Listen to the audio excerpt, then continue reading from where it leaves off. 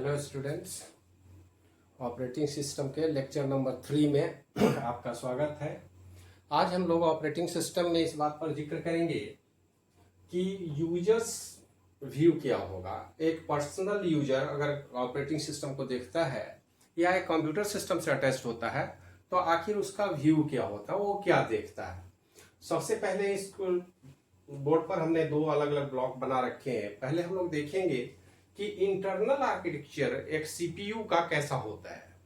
तो internal architecture में basic अगर स्ट्रक्चर हम देखें तो हमने यहाँ पर सीपीयू बना रखा है। सीपीयू सेंट्रल प्रोसेसिंग यूनिट है। वो किसी भी मैक और मॉडल का हो सकता है, इंटेल का हो सकता है, एएमडी का हो सकता है। कोई भी सीपीयू हम यहाँ अटैच करेंगे और सीपीयू के साथ उसमें जो इंटरनल कंपोनेंट्स हैं जैसे रैम है, रोम है, कैश मेमोरी भी लगे होते हैं। कुछ इंटरनल कैश की बात होती है, एक्सटर्नल भी कैश मेमोरी लगा होता है, जिसका डिटेल जिक्र यहाँ हम नहीं करेंगे, वो आर्किटेक्चर की पेपर है। लेकिन हम ये देखने की कोशिश करेंगे कि इंटरनली अटैचमेंट कैसा होता है। तो सीपीयू के साथ हम 3 डिफरेंट बस का इस्तेमाल करते हैं। बस एक इलेक्ट्रॉनिक डेटा कम्युनिकेटर है। डेटा ट्रैवल करता है, या एड्रेस हो, डेटा हो, कंट्रोल सिग्नल हो, ये सारे सिग्नल ट्रैवल करके एक दूसरे कंपोनेंट के साथ अटैच्ड होते हैं। और इस कंपोनेंट को अटैच करने के लिए जो बेसिक स्ट्रक्चर है वो अगर हम देखें तो सीपीयू इंटरनली रैम, रोम, इनपुट पोर्ट की हम बात कर रहे हैं। इनपुट पोर्ट एक्चुअली में यहाँ पर एक आईओ कंट्रोलर होगा, इनपुट आउटपुट कंट्रोलर लगाया जाएगा। और इस इनपुट आउटपुट कंट्रोलर में इनपुट और आउटपुट के लिए पोर्ट होंगे, जो एक डमी हमने नंबर भी दे रखा है। पोर्ट नंबर 1, 2, 3, 4 इनपुट पोर्ट से हमने अटैच किया है। 8, 9, 10 एंड 11 पोर्ट नंबर हमने आउटपुट पोर्ट के साथ अटैच कर रखा है। और इसके साथ ID integrated drive electronics controller है। ये एक्चुअली में हार्ड डिस्क हो, सीडी या डीवीडी ड्राइव हो, ये डिवाइस इलेक्ट्रोमैकेनिकल टाइप के होते हैं। यहाँ डेटा रखने का सिस्टम भी अलग है। इस डेटा को डायरेक्ट हम इलेक्ट्रॉनिक फॉर्म में स्टोर नहीं कर सकते हैं। यहाँ पर मैग्नेटिक स्ट्रिप की जरूरत होती है। मैग्नेटिक पार्टिकल के रूप में हम डेटा स्टोर करते हैं। तो स्वाभाविक है कि अगर मैग्नेटिक पार्टिकल के रूप में डेटा स्टोर करें तो फिर हमको एक इलेक्ट्रॉनिक कंट्रोलर, आईडी कंट्रोलर की जरूरत होती है। और ये कंट्रोलर ही डायरेक्ट सीपीयू के थ्रू एक्सेस करेगा, जिसमें control bus, data bus and address bus के साथ ये जुड़ा हुआ है। और ये सारे डिवाइस अगर हम देखें एक यूजर के पॉइंट ऑफ व्यू से, तो ये सारे एक ही बॉक्स के अंदर जो अटैच कर दिए जाते हैं। और ये सारा डिवाइस हमारा कंप्यूटर के रूप में जाना जाता है। एक यूजर के पास सिर्फ इनपुट आउटपुट पोर्ट के साथ लगे हुए डिवाइस, चाहे वो कीबोर्ड हो, माउस हो, स्कैनर की बात हम करेंगे, माइक की बात करेंगे, इलेक्ट्रॉनिक कैमरा की बात करेंगे, या आउटपुट पोर्ट में हम मॉनिटर की बात करें, प्रिंटर की बात करें, या फिर स्पीकर की बात कर लें, साउंड आउटपुट के लिए हम लोग इस्तेमाल करते हैं। इसमें कुछ कम्युनिकेशन पोर्ट भी होंगे जो कम्युनिकेशन डिवाइस के साथ अटैच करेंगे जब हम कंप्यूटर को नेटवर्क या इंटरनेट के थ्रू जोड़ने की कोशिश करेंगे। तो ये पूरा का पूरा ब्लैक बॉक्स एक तरह से हो गया। और इस ब्लैक बॉक्स से बाहर यूजर सिर्फ एक मेटालिक बॉक्स देखता है, जिसको जनरली बोलचाल की भाषा में हम लोग सीपीयू बोलते हैं। और उस सीपीयू के साथ यूजर के सामने इनपुट और आउटपुट डिवाइस होंगे, जिसमें कीबोर्ड, माउस और मॉनिटर बहुत ही कॉमन है। एक कॉमन कंप्यूटर की अगर हम बात करें तो हमारे पास कीबोर्ड, माउस इनपुट के तौर पर, आउटपुट के तौर पर मॉनिटर और प्रिंटर होंगे, और बाकी ये सारे बॉक्स के अंदर होंगे। तो यहाँ पर ऑपरेटिंग सिस्टम का रोल कहाँ होता है, ऑपरेटिंग सिस्टम कैसे काम करता है, तो उसके लिए हम दूसरे ब्लॉक पर जरा डिस्कशन करें।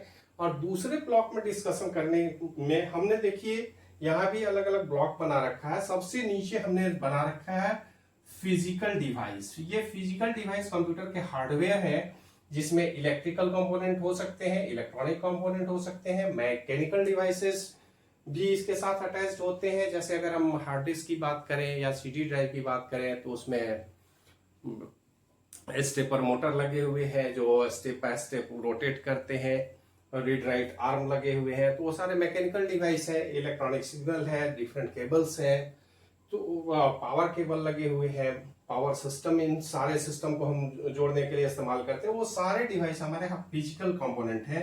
और उनको हम कंप्यूटर हार्डवेयर के नाम से जानते हैं। अगर हम सिंपल हार्डवेयर की बात करें तो हार्डवेयर का मतलब हो गया कि वो इलेक्ट्रिकल, इलेक्ट्रॉनिक या मैकेनिकल डिवाइस का कलेक्शन है जो एक फिजिकली हमको दिखता है कि हमारे पास एक कंप्यूटर सिस्टम है, चाहे वो लैपटॉप की बात हो, स्मार्टफोन की बात हो, टैबलेट की बात हो, नोटबुक की बात हो, वो सारे कंपोनेंट हमारे इसी इलेक्ट्रिकल, इलेक्ट्रॉनिक या मैकेनिकल डिवाइस से बनाए जाते हैं।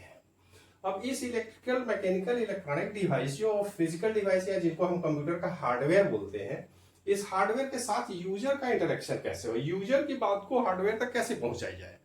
तो हम देखेंगे कि इस हार्डवेयर के ठीक ऊपर एक बायोस है जो रोम मेमोरी के द्वारा बना हुआ है। देखिए, इस रोम रीड ओनली मेमोरी तो हमारे सीपीयू के अंदर है, लेकिन ये रोम भी स्पेशल टाइप का रोम है जिसमें ऑलरेडी सिस्टम के सारे डिटेल्स में क्या होंगे, सबसे पहले तो ये समझने की बात है। तो अभी हमने देखा, देखिए पोर्ट की बात जो है, इनपुट आउटपुट डिवाइस की, उसमें 1 2 3 4 या 8 9 10 11 की हम बात की है। इसके अलावा और भी बहुत सारे डिवाइस हैं जो यहाँ डिटेल में हमने नहीं दिया है क्योंकि आर्किटेक्चर में उसके विषय में आप लोग पढ़ेंगे। यहाँ पर डीएमए कंट्रोलर की बात होती है, इंटरप्ट कंट्रोलर की बात होती है, प्रोग्रामेबल इंटरवल टाइमर की बात होती है, बहुत सारे स्मार्ट और डम चिप लगे होते हैं, इसमें डिजिटल इलेक्ट्रॉनिक के सर्किट लगे हुए हैं। तो उन सारे डिवाइस को किस किस कॉन्टेक्ट नंबर के साथ, किस किस नंबर के साथ क्या उनका एड्रेस, फिजिकल एड्रेस है, वो सारा कुछ एड्रेस हमारे बायोस रोम, इसको हम बायोस रोम भी बोलते हैं। और ये software built on hardware device, मतलब ये फिजिकली एक रोम मेमोरी है और जनरली प्रोग्रामेबल रोम होता है जो हर फिजिकल हार्डवेयर आर्किटेक्चर के साथ स्पेशली डिजाइन किया जाता है। और हर एक मदरबोर्ड के लिए, खास करके एक मॉडल के अगर मदरबोर्ड की हम बात करें तो उसके लिए बायोस स्पेशल होता है जो उसी हार्डवेयर डिवाइस के साथ अटैच्ड होता है। अगर हम मार्केट से कोई मदरबोर्ड खरीद के लाते हैं तो उस मदरबोर्ड में बायोस रोम और फिजिकल डिवाइस ये सारे एक साथ अटैच्ड होंगे, उसमें कोई बदलाव नहीं किया जा सकता है। मदरबोर्ड में जितने भी फिजिकल डिवाइस हैं उनका detail digital address, port number या और भी जो एड्रेस है, वो सारे एड्रेस को इनबिल्ट करके इस बायोस रोम में रखा गया। रोम में और भी कुछ सॉफ्टवेयर प्रोग्राम है इनिशियल के लिए। अगर हम यहाँ कहें तो बायोस के अंदर बेसिकली 3 तरह के प्रोग्राम हैं। सबसे पहले उनका इंटरप्ट वेक्टर टेबल है, दूसरा प्रोग्राम उनका पोस्ट है,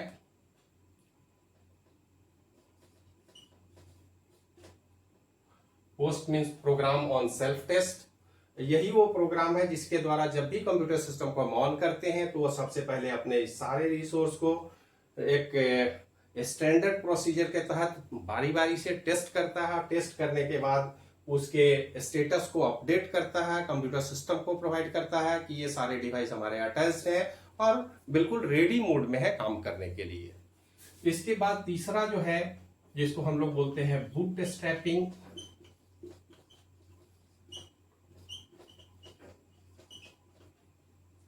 बूटस्ट्रैप लोडर वो इनिशियल प्रोग्राम है जो अगर काम करता है तो काम करने के दौरान हम ये मान के चलते हैं कि हमारा जो बायोस रोम में इनिशियल वेक्टर टेबल की बात हो या ऑपरेटिंग सिस्टम, जो खास करके इनिशियल स्टार्टिंग टाइम में ऑपरेटिंग सिस्टम तो होता नहीं है, तो उस ऑपरेटिंग सिस्टम को पर्सनली रैम मेमोरी में अपलोड करने का काम करता है बूटस्ट्रैप लोडर।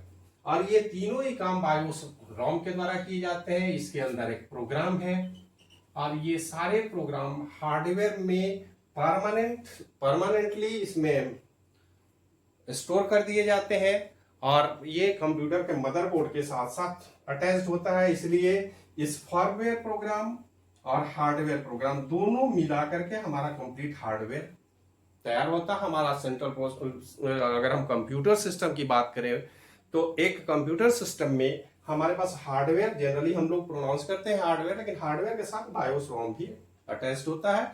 वो उसका इंटरनल पार्ट है, इंटीग्रेटेड पार्ट है, उसको अलग नहीं कर सकते आप। जब बायोस हमारे पास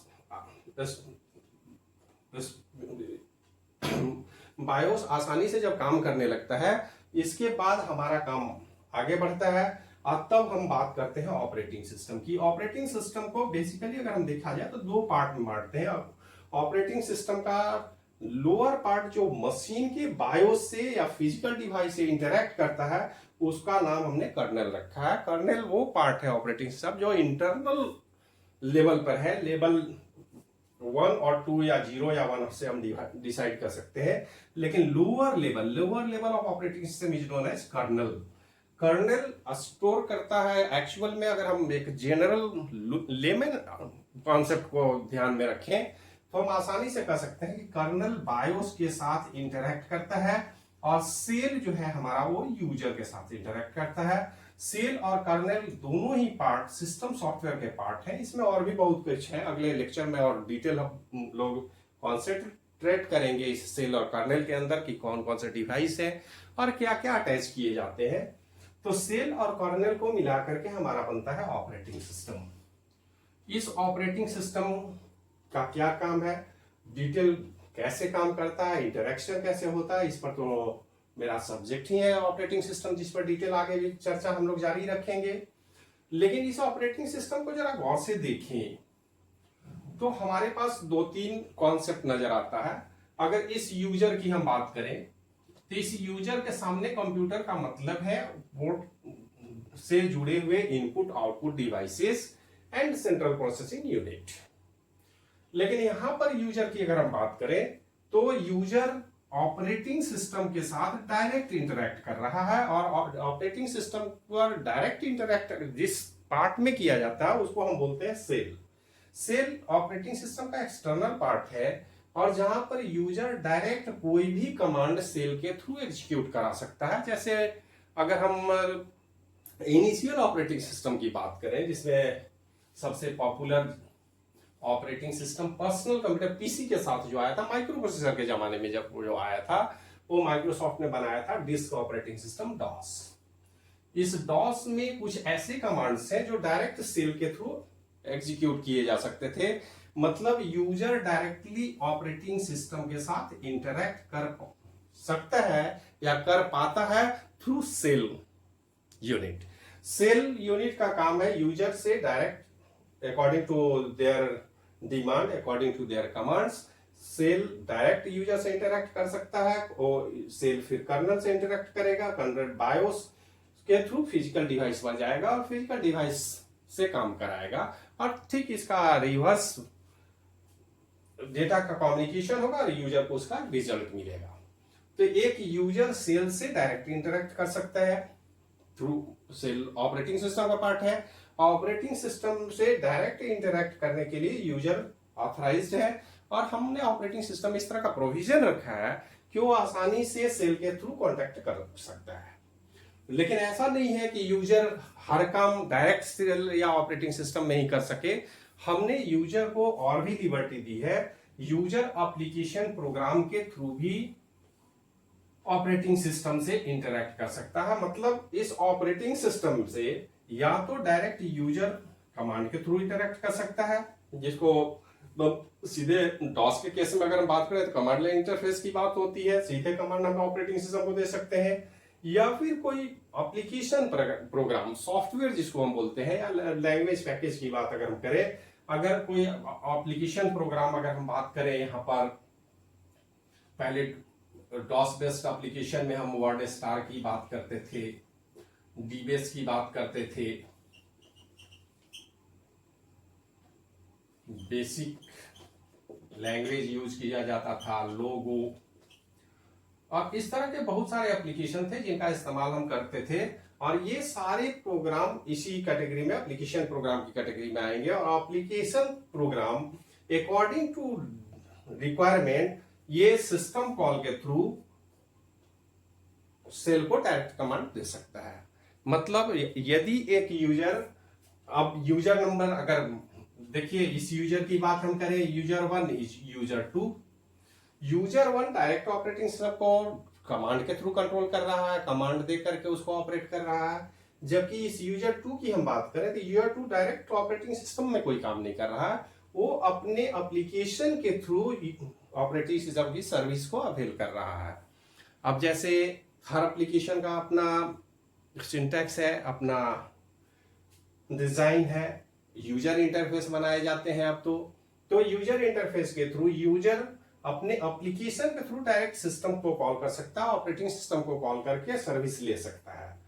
तो इस तरह से अगर हम देखें तो ऑपरेटिंग सिस्टम एक फ्लेक्सिबल सिस्टम सॉफ्टवेयर है, और इसकी फ्लेक्सिबिलिटी ये है कि हम जब चाहें इस सिस्टम को या तो डायरेक्ट आप कॉल कर ले, अगर आपको सीधे जरूरत है और सिस्टम सॉफ्टवेयर के प्रोग्राम के थ्रू इंटरेक्ट करना, तो आप सीधे उसके सेल के थ्रू इंटरेक्ट कर सकते हैं, और नहीं तो एप्लीकेशन प्रोग्राम के थ्रू आप यहां जा सकते हैं। अब एप्लीकेशन प्रोग्राम में कैसे काम होगा, कैसे इसको इंटरेक्ट करेंगे, इस पर डिटेल डिस्कशन हम नेक्स्ट लेक्चर में करेंगे। सबसे पहले यहां जानने की हम कोशिश करेंगे कि यूजर का व्यू क्या होगा। अब यूजर्स व्यू की अगर हम बात करें तो यूजर या तो सीधे तौर पर ऑपरेटिंग सिस्टम को यूज कर सकते हैं,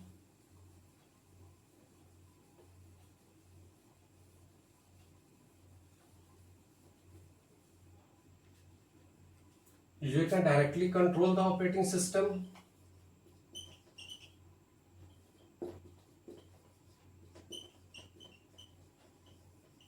through commands,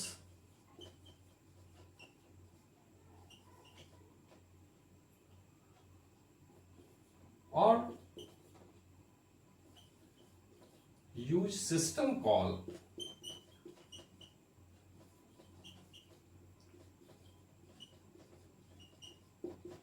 to avail the services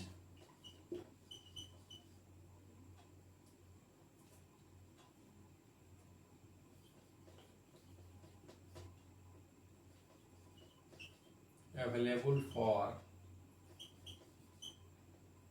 user।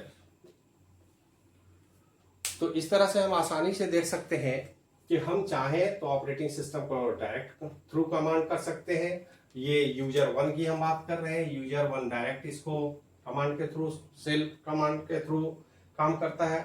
हम लोग को जो अपने सब्जेक्ट में पढ़ना है, जिसमें अगर हम बात करें यूनिक्स की, लाइनिक्स की, तो डॉस यूनिक्स में अगर हम बात करें सेल प्रोग्रामिंग की बात करेंगे तो हम इस प्रोग्राम को डायरेक्ट ऑपरेटिंग सिस्टम को कंट्रोल करेंगे। और सेल प्रोग्रामिंग में विशेष करके हमें यही देखना है कि हम डायरेक्ट अपने कमांड दे करके ऑपरेटिंग सिस्टम से क्या क्या काम कर सकते हैं।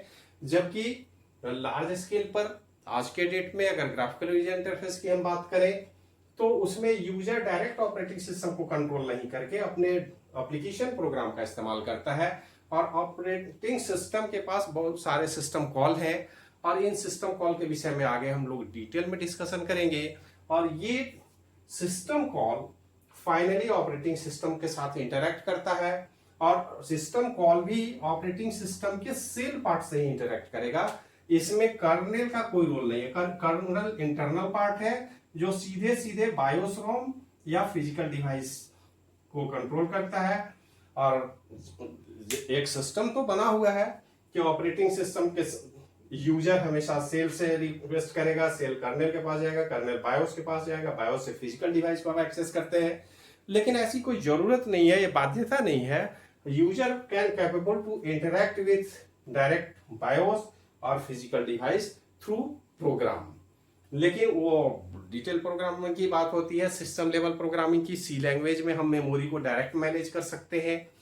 कैलॉक मैलॉक तरह के फंक्शन भी हमारे पास एप्लीकेशन के पास अवेलेबल है। उस लैंग्वेज के थ्रू हम डायरेक्ट मेमोरी को एलोकेट कर पाने में सक्षम होते हैं अपने लैंग्वेज के थ्रू। तो उस पर डिटेल डिस्कशन हम लोग करेंगे, लेकिन अभी हम इस क्लास में यही देखने की कोशिश करेंगे कि एक यूजर का पोजीशन ऑपरेटिंग सिस्टम को या तो वो सिस्टम के सेल, ऑपरेटिंग सिस्टम के सेल पार्ट से डायरेक्ट एग्जीक्यूट एक्सेस कर सकता है, या फिर अपने एप्लीकेशन के थ्रू सिस्टम को ऑपरेट करने के लिए रिक्वेस्ट कर सकता है, सिस्टम कॉल भेज सकता है, और हार्डवेयर को कंट्रोल करने का काम करता है। इस लेक्चर में हम इतना ही डिस्कस करते हैं, और आगे के लेक्चर में फिर और डिटेल में ऑपरेटिंग सिस्टम के विषय में ही बात करेंगे, इसकी सर्विसेज की बात करेंगे और उस पर और डिटेल से हम जाने की कोशिश करेंगे, ताकि हमारे सिलेबस के अकॉर्डिंग जो रिक्वायरमेंट है उसको फुलफिल किया जा सकते हैं। इसके लिए आज यहीं पे विराम देते हैं, फिर अगले वीडियो लेक्चर में मिलेंगे। थैंक यू, धन्यवाद।